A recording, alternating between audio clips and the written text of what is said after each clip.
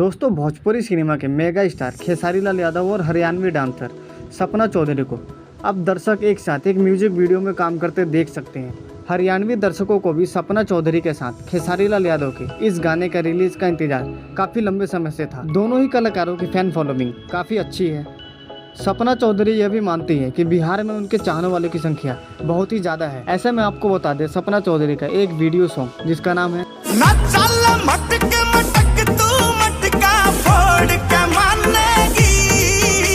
इस गाने का रिलीज का इंतजार खत्म हो गया। बीते दिनों ही ये वीडियो रिलीज हुआ है और इस वीडियो को दर्शकों का खूब प्यार भी मिल रहा है।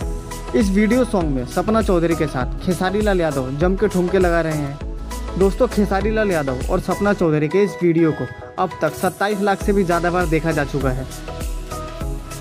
दोस्तों, हरियाणवी और भोजपुरी का मेल आप लोगों को कैसा लगा मुझे कमेंट करें और वीडियो अच्छी लगी हो तो वीडियो को लाइक और चैनल को सब्सक्राइब करें।